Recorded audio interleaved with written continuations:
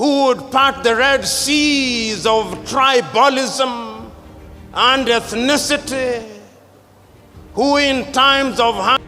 What you are about to watch now is a masterclass. It is indeed one of those speeches that are so historical that they go from generation to generation without losing taste. This speech was delivered by Professor Patrick PLO Lumumba, PLO Lumumba for short, the Kenyan professor, lawyer, and a man of countless academic qualifications. He is also a human rights activist and a Pan-Africanist whose previous speeches are very popular around the world and of course in Africa. You may have come across this clip taken from one of his speeches where he said about Nigeria. The day Nigeria wakes up, Africa will never be the same again. This speech you are about to watch was delivered at the 10th memorial anniversary of the late politician and businessman Dr.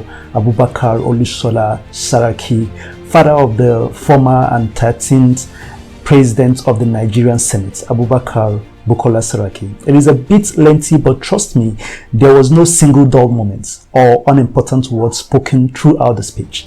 And the most amazing part of this speech is that he did not have a prepared paper. Everything was spoken directly from his heart with no fear of all the powers that be that were at the occasion. Please grab a drink or a popcorn, relax and watch this to the end, and remember to share it with others because sharing is caring. Please like the video also to enable YouTube to show it to many more people. You should also subscribe to the channel so that you won't miss my other videos. Don't forget to tell the world what you think about the speech in the comment section below. You can follow me on social media handles like Twitter, Instagram, Facebook and TikTok at Anatu Green. My name is Anatu Green and I just want a Nigeria that we can be proud of. And it's time to listen to speaking the truth to power. This gentleman who is going to address us today has made his name, carved his own niche in the area of speaking truth to power. Your Excellencies, very distinguished ladies and gentlemen, I'd like to bring to the podium Professor Patrick Lumumba. Professor PLO Lumumba is a professor of public health, a holder of an LLD Doctor of Laws on the Law of the Sea from the University of Kent, Belgium, Masters of Law degree, and a host, I must say, lots of honorary degrees of Doctors of Law, honoris causa from the University of Cape Coast in Ghana, is a holder of the degree of Doctor of Science, Human Rights at the Institute of Advanced Legal Studies, University of London in England, Humanitarian Law at the Raoul Wellenberg Institute of the University of London, Sweden, and on international humanitarian law in Geneva, Switzerland. He's an advocate of the High Courts of Kenya and Tanganyika and a certified mediator. He is a fellow of the Institute of Certified Public Secretaries of Kenya, FCPS, a fellow of the Kenya Institute of Management, and an honorary fellow of the African Academy of Science. He is the chairman of Farafina Investment Group in Monrovia, Liberia, an economic strategic growth and development initiative for Africa based in Nigeria.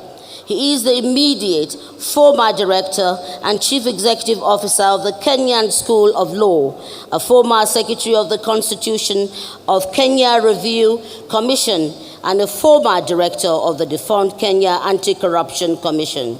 He is the founding trustee of the African Institute for Leaders and Leadership and was the founding dean of Kabarak University School of Law, a former lecturer at the University of Nairobi, the United States International University, and Wider University, USA, Nairobi. I can go on and read about this proud son of Africa, whom I'm honored to introduce to us. I bring to the microphone our brother, Professor PLO Lumumba. Asante. Just as he's taking over the microphone from Mojima Controller, Arise Television, courtesy of Prince Nduko Baigbena, is also covering this event live, and we welcome you, so thank you very much. Thank you very much. Let me start by recognizing the chief guest, who is the President of the Federal Republic of Nigeria. Permit me also to recognize the family of the late Dr. Abubakar Olusola Saraki, and permit me for good order to stand on the protocols already established. Let me say how glad, honored, and privileged I am to be invited to deliver a memorial lecture on the 10th anniversary to commemorate the departure of Dr. Abubakar Olusola Saraki.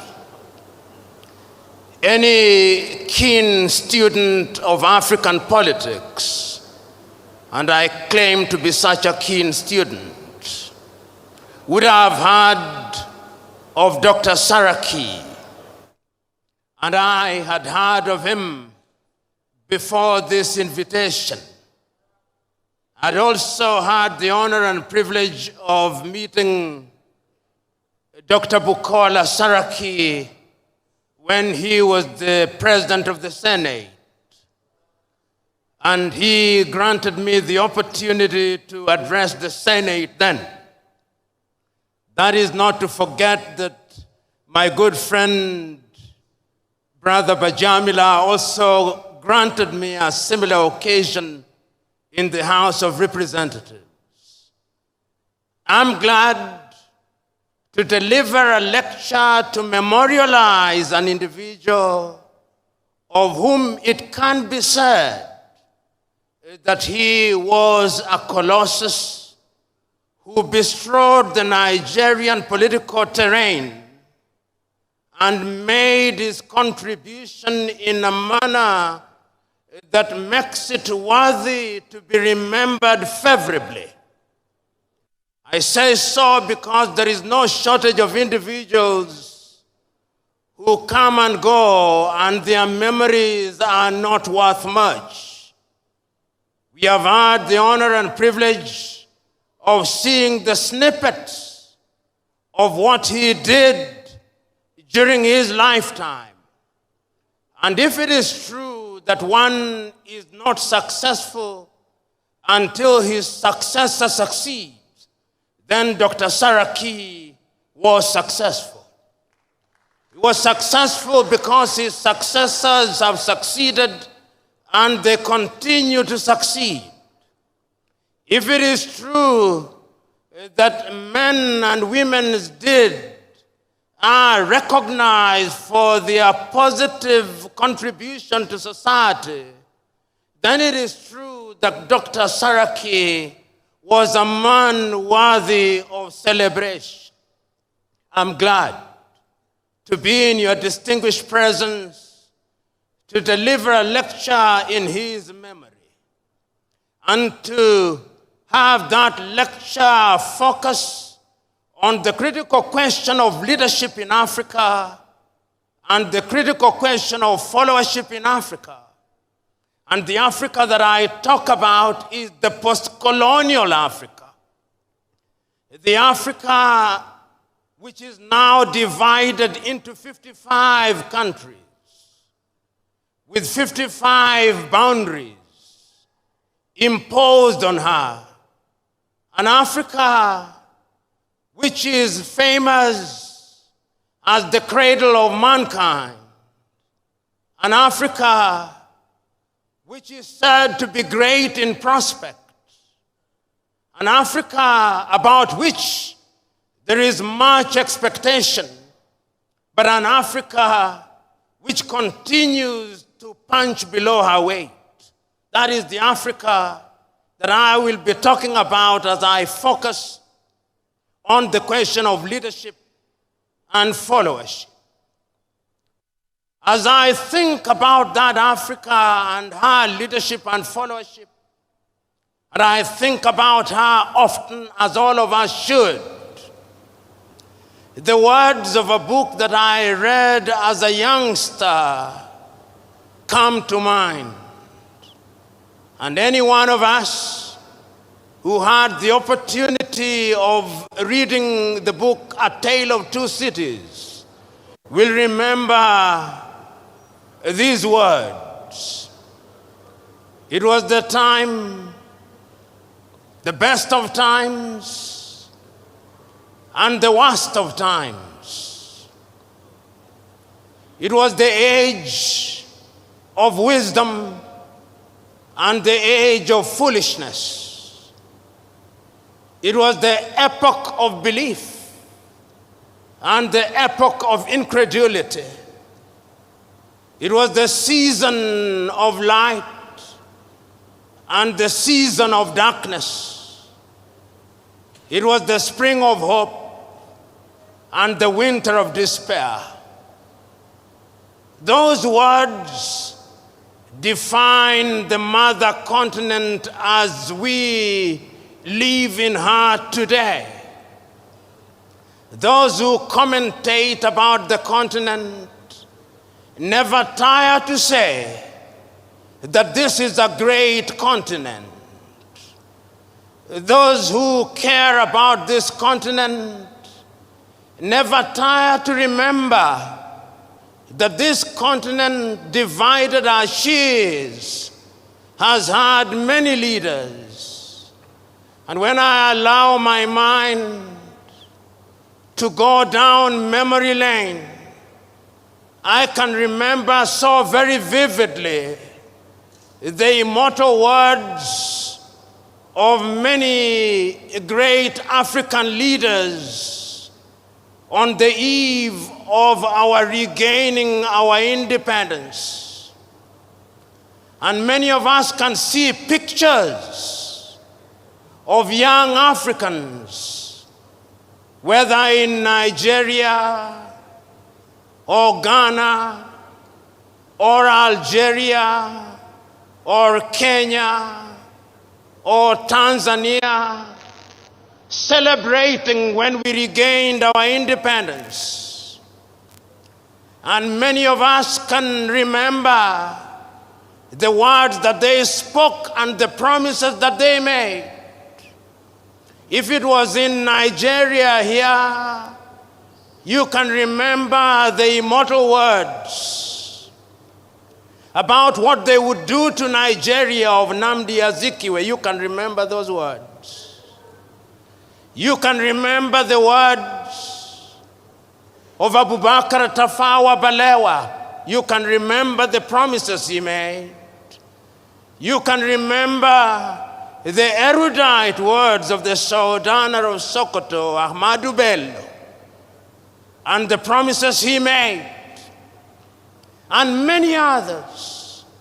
When they spoke then, those who are young saw in them the similitude of Moses in the Bible. They thought of their leaders and saw their leaders as messiahs who would bedazzle latter-day pharaohs with miracles, who would liberate them from the Egypt of poverty and want, who would cause pillars of fire to stand between them and sorrow and want, who would part the Red Seas of tribalism and ethnicity, who in times of hunger would summon manna and quail from heaven. That is what they thought of their leaders, messiahs. But today, permit me to say, in many African countries, they are saying, it was better while we waited. It was better while we waited. There is a sense in which throughout the continent of Africa, there has been disappointment with leaders at all levels, so that when on the eve of independence, we wanted to come home, now that we regained independence, we never tire to see images of our young men and women dying in the Sahara, dying in the Mediterranean Sea, being humiliated at the embassies of the erstwhile colonizers as they seek to leave our countries and the continent. It was better while we waited, they say. Which begs the question, what happened and what is happening? That we have so many individuals who occupy positions of leadership, and yet the biggest deficit is that of leadership in Africa. You know, in 1983, your own countryman, the late Chinua Achebe, wrote a little book which he could well have been writing about Africa, but he focused on Nigeria, the trouble with Nigeria. And Chinua, without mincing words, says the trouble with Nigeria is simply and squarely a problem of leadership. Whether you agree or disagree with Chinua, that is another debate. But he had his perspective. And he was asking a question that we continue to ask about the continent of Africa. Why is it that while on average 60 years after we regained independence, the 55 countries that constitute the continent of Africa, why is it that we cannot feed ourselves? Why is it that we have no faith in our institutions? We have no faith in our hospitals. Why is it that we have no faith in our education systems? Why is it that we have no faith in our abilities? Why is it? Where has the leadership been? Why is it that so many years, while politics becomes the toy that lulls us into a false sense of security, our economies are controlled by people from other civilizations? Why is it? These are uncomfortable questions which we must pose and confront and answer if the mother continent is to realize our potential. Why is it that the mother continent is ever so negatively attractive to other civilizations? You know, as I talk about leadership, and as I think about leadership, and I think about what leaders are enjoined to do, I think about this mother continent. And many times, I see how our men and women in positions of leadership are being treated by other civilizations. And I said, oh God, where are our leaders? When the world congregates under the G7, there are no African leaders there. The best they can do is to invite one or two, and beyond the photo opportunity, they are told to go away, and go away they do. When there is a meeting of the G20, it is the same thing. There is no African leader there. And when at the United Nations they have voted all our countries, France, the United States, China, Russia, can come and neutralize all our votes. And I say, where are the leaders in Africa? And as you observe African leadership today, they are summoned by different leaders in the world. If the Japanese do not summon them to Tokyo under UNCTAD, the Indians are summoning them to New Delhi. And if the Indians are not summoning them, the Turks are summoning them. And if the Turks are not summoning them, the Chinese are summoning them. In the next 2 weeks, they will have been summoned to the United States of America. Summoned, I use. Africans who are watching this scenario ask, where are our leaders? Which begs the question, who is a leader? Is leadership the occupation of office? Is leadership the occupation of the office of the president? Is it the occupation of the office of a senator or a member of parliament? Or the occupation of these high-sounding positions which gives us honorifics? Is that what leadership is? From where I sit, that is pseudo-leadership. From where I sit, leadership is about service. Leadership is about honor and privilege to serve.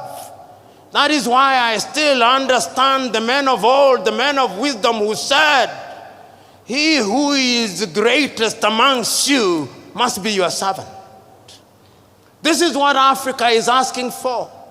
And Africa has been asking this question since she regained her independence. You know, when one is talking about leadership in Africa, one must go into history and ask ourselves, what was leadership before we were rudely disrupted? We had our traditional rulers. How did they govern? For whose benefit did they govern? They are still there, the traditional rulers. How do they fit in the new dispensation? When we regained independence and adopted all these structures from the erstwhile colonizer, what did we expect to deliver? That great American Pan-Africanist John Hendricks Clark says that when Africans regained their independence, not a single one of them re-examined the style of leadership. All of them continued with a mimicry of the leadership that they inherited from the colonizer. And he then delivers this verdict: not a single African country will ever succeed by mimicry. And I want to submit to you that whether one agrees or disagrees with John Hendrik Clark, one must look at Africa in order to ask ourselves, what is the state of leadership in Africa? And permit me to run you across the continent of Africa, and you will see a continent that is not at ease. The continent is not at ease because the continent is suffering from a deficit of leadership. Look at Africa today. Tell me whether we are at ease in Niger. Tell me whether Mali is settled. Tell me whether there is quiet and calm in Chad. Tell me whether Guinea-Bissau is doing well. Tell me whether the Cameroons are stable. Tell me whether Central African Republic is good. Tell me whether Sudan, South Sudan, Somalia, Ethiopia, Northern Mozambique, and all these countries where there is peace and quiet, whether the sons and daughters of this country, tell me whether even this great Nigeria is at ease. Tell me. The answer is, she is not. And I dare say that as long as Nigeria is not at ease, Africa will never be at ease. If Africa wants to be at ease, Nigeria must be at ease. She is the largest economy in Africa. She has a population of over nearly 200 million people. 1 in every African is a Nigerian. She is represented in every sector. If you want the best engineers in the continent, they are Nigerians. If you want the best doctors, they are Nigerians. If you want good lawyers, they are Nigerians. If you want good people, they are Nigerians. But also, if you want Yahoo boys, they are Nigerians.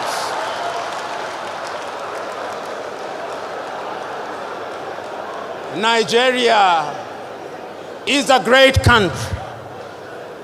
A friend of mine once told me that if you go to any part of the world and you do not find a Nigeria, leave that place, because there is nothing to do there. Nigerians are present everywhere in the world, everywhere in Africa, and Nigeria, I'm told, is a $500 billion economy. Never, ever be proud of that, Nigerians. This is an economy that should at least be a $4 trillion GDP economy. Whenever you reach that level, then I'll say Nigeria is doing the right thing. All the ingredients are there. The question is, why is it that she is not realizing our potential? When we talk about leadership, we must ask ourselves, why is it that despite the best intention of the best of us, we do not gain what we desire? You know, I said that when you look at Africa and leadership, you must go back to history. And you ask yourself what the leadership is. And we have looked at Africa that is not at ease. But yet there is a sense in which Africa has had and continues to have men and women of renown. I remember, courtesy of history, when Africa was struggling for our independence. I can remember that great meeting in Manchester in the United States of America, the Pan-African meeting. And history tells me that Nigeria was there. Chief Obafemi Awolowo was there in 1945.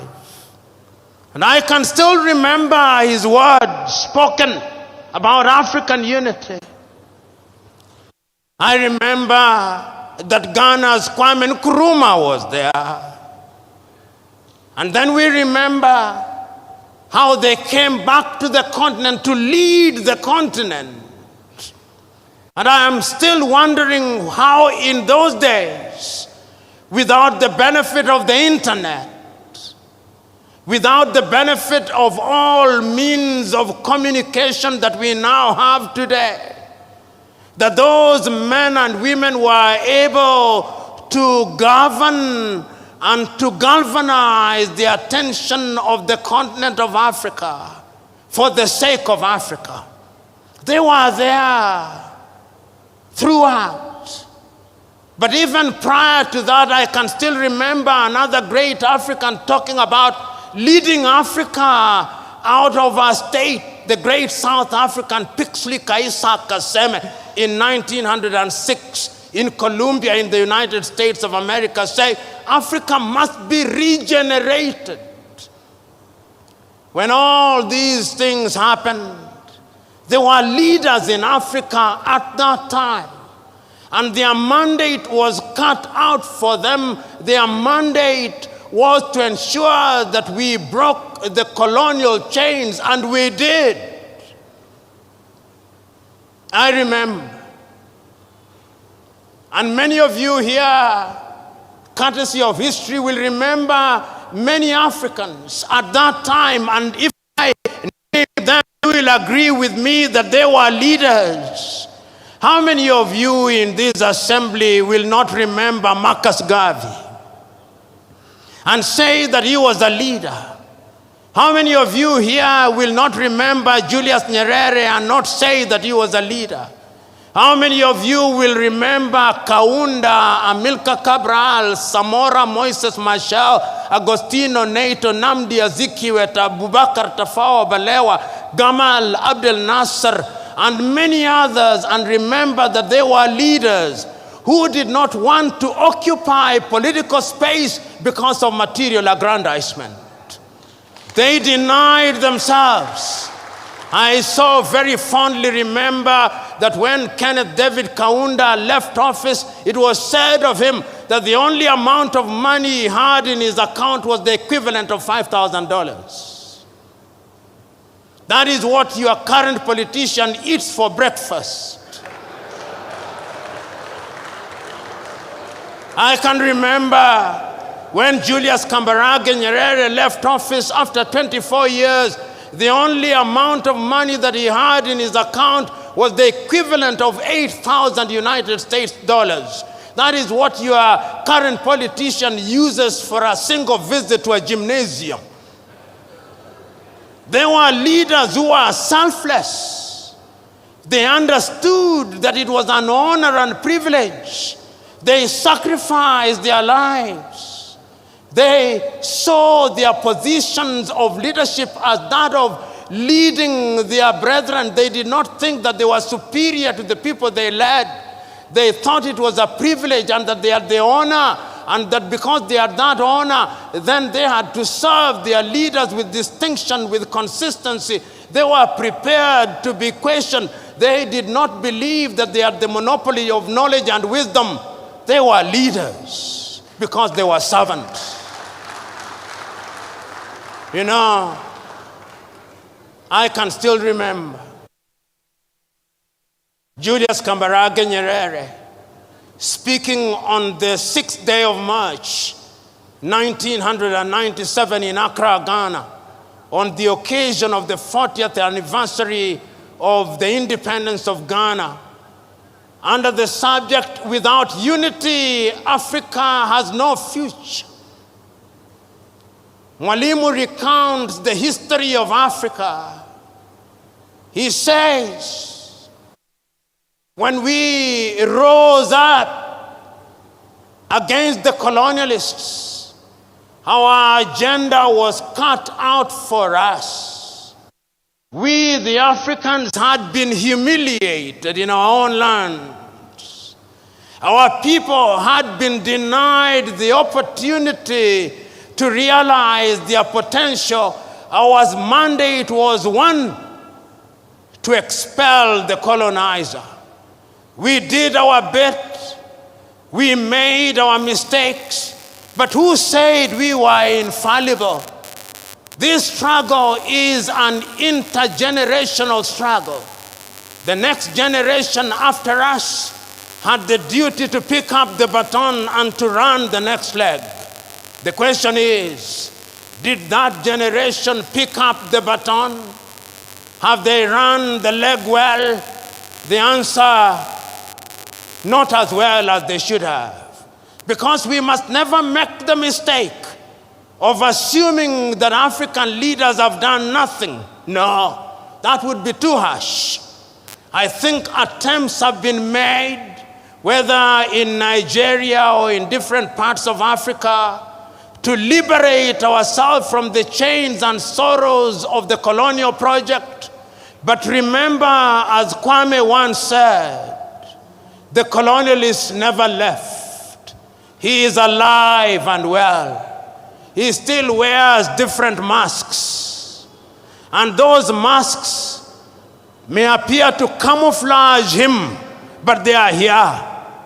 Have you ever wondered why, when the British left their colonies, they created something that they called the Commonwealth of Nations, to which Nigeria belongs? In that Commonwealth of Nations, the head is the British monarch. When the Queen dies, the King becomes its head. It is headquartered in London. It is the Commonwealth of independent and free nations. It is not. It is a post-colonial, neo-colonial institution which continues to massage the ego of the erstwhile colonizer as we celebrate. Through such institutions, they continue to control and to manipulate us. And many of us, particularly those of us who have had the advantage of foreign education, we never want to talk ill of bodies such as the Commonwealth. I do. And it's not only the British who did it, the French did it under Francophonie. In order to control their former colonies and to make sure that they remain within their sphere of influence, they created a body which is alive and well. In the former French colonies, it's even worse. They even print their currency. The Portuguese did it. So, in as much as African leaders have been trying to ensure that we change the circumstances of our people, there have been external attempts at torpedoing those efforts. And Africa and African leadership must be seen in those contexts. There are those in many African countries who have allowed themselves to be acolytes of the neo-colonizers and to the detriment of the continent of Africa. So when we interrogate leadership, we must ask ourselves, how free are our leaders? How free are our politicians from external influence? But is that an excuse? No, it cannot be an excuse. Leaders in a multi-ethnic environment must also be different. You know, Nigeria, as Chinua rightly said, like all African countries, is an artificial entity. Chinua says in his book, The Trouble with Nigeria, that there is nothing comparable to how the European nations were created. There is no Nigerian, Chinua Achebe says, in the same way as there is a Danish or a Swedish or a Norwegian. Nigeria is a unique state with many states. The same is true of Kenya. The same is true of Ghana. Nigeria possibly has over 500 nations within her.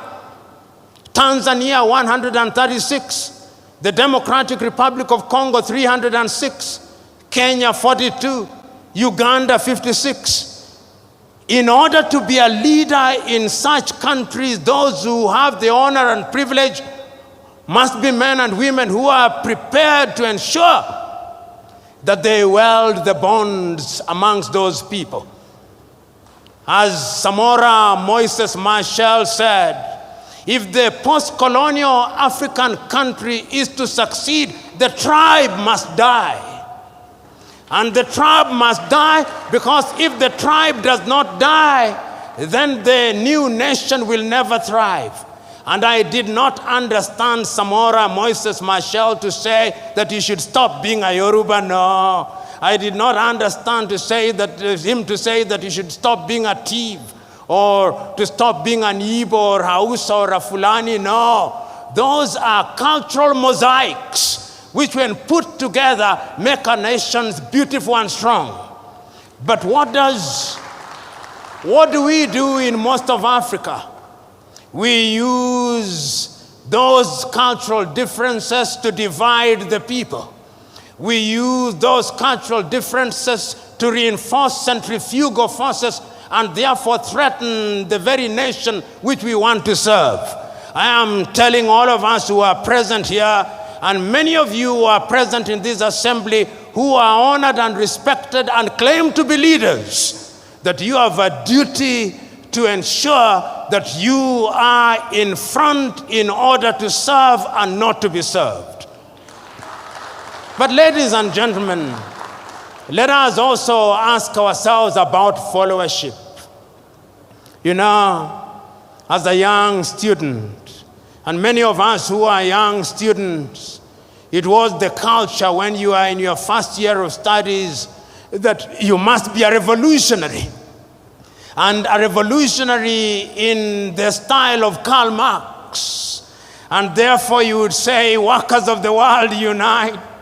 You have nothing to lose but your chains. All of us were revolutionaries. And we used to say then that the safety of the bourgeois demands that the proletariat be kept in the most profound ignorance. We were revolutionaries. Who is a leader? Is he a leader who allows meta-ignorance to reign supreme amongst the people he or she is leading? Is it the duty of a leader to ensure that he leads men and women who are enlightened? Men and women who can question what he or she is doing? I'm suggesting to us that true and sustainable leadership also requires that you have a followership that is enlightened, a followership that calls you to account, a followership that is going to make demands of you, a followership that when you say that you are going to improve the quality of their food, they do not believe that agriculture stops on that day, but they believe that agriculture must be intensified and the technology must be used. A followership which knows that when you say you are going to deliver heaven on earth, they know that that is merely an advertisement that you are incapable of delivering heaven on earth. A followership that knows that when you are promising to do things within 100 days, which ordinarily can only be done in 5 years, they know that you are a liar. A followership that is capable of discerning that when you speak things, there are many variables, and it is the duty of a leadership to ensure that such a leadership is indeed created. What do African leaders do?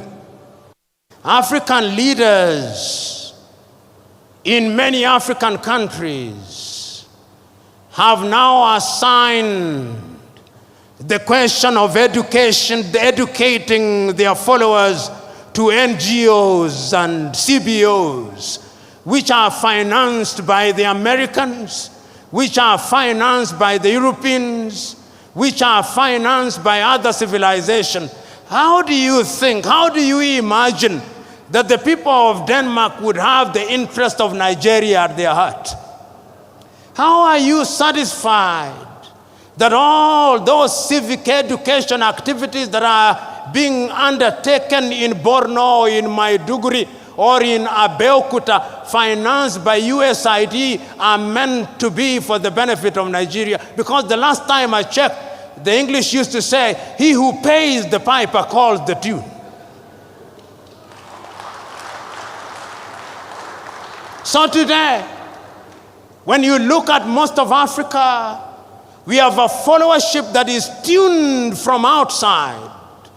It is not a followership that is tuned from inside. And you wonder why they behave the way they do. They behave the way they do because they are being tuned by other civilizations. 3 years ago, an old friend of mine, now gone to be with the Lord, was engaged in a conversation with me. And I was complaining about the leadership, and he told me, I hear you, young man. You're always complaining about leadership in Africa and other parts, but have you ever wondered about the followership? Says you are complaining about the windmill, but do you ever bother about the wind? Is it not the case that the windmill follows the wind? I'm suggesting to you that Africa will never realize our potential as long as the critical mass of our people are immersed in sorrow and want. I am suggesting to you that Africa is not going to grow as long as you who are in positions of leadership have perfected the art of appealing to the stomachs rather than the minds of the men and women that you lead. I'm suggesting to you that Africa is not going to realize our potential as long as we continue to conduct the politics of money and money bags, not the politics of ideas. I'm suggesting to you that Africa is never going to realize our potential as long as we are dividing our people along ethnic lines. I'm suggesting to you that as long as you who are in positions of honor and privilege are in the business of dividing our people on the basis of religion, Africa is not going to realize our potential. I remember in 1982, I watched a movie about Mahatma Gandhi, and I remember that great man saying in one of the scenes in the movie that he remembers one day when somebody who was more enlightened than the other preachers came, and he said that on that day he saw that preacher reading from the Muslim Quran on to the Christian Bible, on to the Jewish Torah, on to the Hindu Gita, and on to incantation in African religion, as if it did not matter which book was being read as long as God was being worshipped. I look forward to the day when those of you who are in positions of leadership will be able to tell our people, wherever they are in Nigeria or Africa, that it is not for us to fight for God. If I have a God for whom I have to fight for, that is not a God. The God that I worship fights for me. And if we accept that that is the nature of God, that is omnipresent, omniscient, and He knows all, then we are going to unite our people. In other words, I'm saying that if we are going to have a followership that is going to change the continent of Africa, we have got to exorcise the ghost of ethnicity. We have got to exorcise the ghost of ignorance. We have got to exorcise the ghost of poverty. We have got to exorcise the ghost of narrow-mindedness. Fellow Africans, fellow Nigerians, it is still true that everything fails and falls on leadership. It is true that we men and women are in unique positions. Abubakar Olusola Saraki was present on this earth. Like all of us, he had his coming and his going. Today we are gathered here to remember him because, as South Sudan's John Garang Dimabior once said, as you walk the journey of life, there are two baskets that you fill by your words and deeds, whether wittingly or unwittingly. The deeds and the basket of bad deeds. And that at the end of it all, when we weigh those baskets, let it be said of you that the basket of good deeds outweighs the basket of bad deeds. It would appear to me that the late Dr. Saraki's basket of good deeds far outweighs his basket of bad deeds. And that is why we can say, without flinching and without equivocation, that he was a colossus. That is why you call him fondly by the moniker Oloye. Monday morning to pay homage to him. Now I can see Saraki upstairs through imagination. I can see him asking us, who we are present here today, oh dear Nigerians, It is 10 years since I left you. Where are the leaders? I can see Saraki asking the president of this country, how have you served, Mr. President? I can hear him ask the vice president, how have you served? I can hear him asking the senators, how have you served? I can hear him asking the members of the House of Assembly, how have you served? I can hear him asking the governors, how have you served? As to how they have served, that is not for me to say. It is for them to say. But I can also hear the great Saraki asking the Nigerians, how have you been served? Have they given you food? I can hear him ask. Have they given you fuel? I hear him ask. Have they given you electricity? I hear him ask. As to whether they have been well served, it is not for me to say, it is for them to say. In other words, the great Saraki is asking both leaders and the led, have you demanded and have you served? And the leadership that I hear him, the great Saraki, asking of us is a leadership where we are united. Not the unity of the graveyard, whose lingua franca is silence. No. It is the unity of those who are seeking to do good. Those who are seeking to do good, those who ask with the firmness that will open the eyes of the leader without inflaming their anger. I can hear it being said. You know, as I conclude, I remember this story, a story that must be known to you. It's a story about leadership, which must be contradistinguished from human leadership. It's the story of a shepherd, or the story of a poultry farmer. But I'll start with the story of a shepherd. Many of us from the north are famed for cattle keeping. And when you are driving the cattle through different grazing grounds, the cattle believe that you love them so much because you protect them from the elements, because you protect them from other wild animals. But if the cattle were to know that you are the one who would end up eating them, they would treat you very differently. Invariably, they do not know.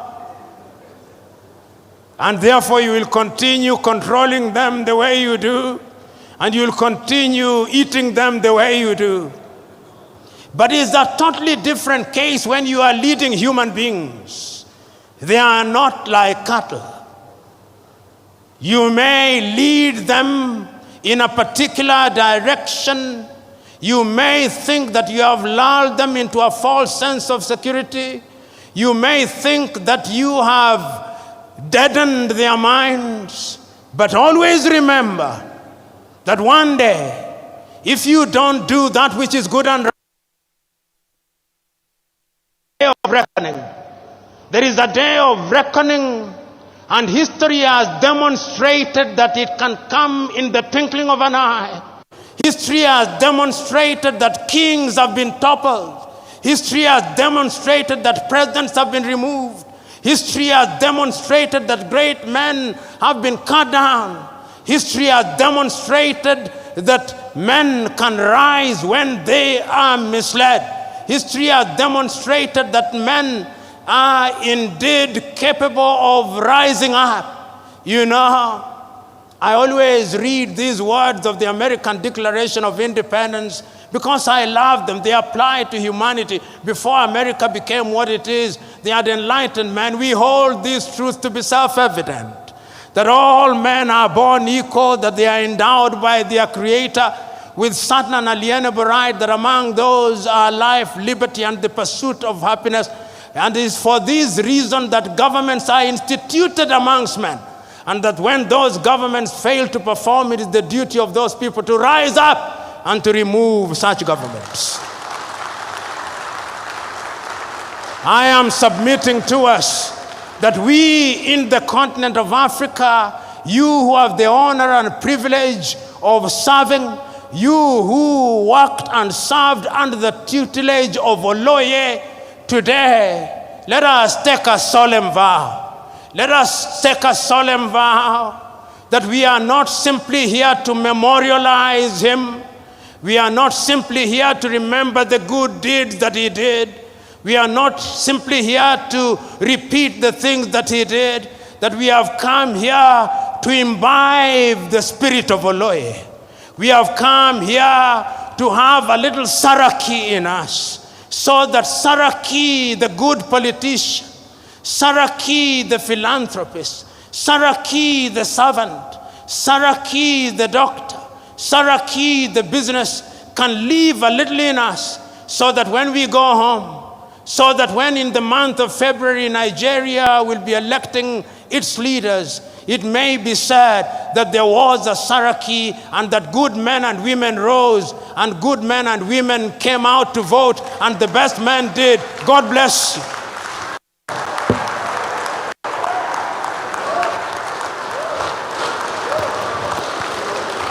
Another resounding applause for Professor Patrice Lumumba. Thank you so very much. Thank you so much.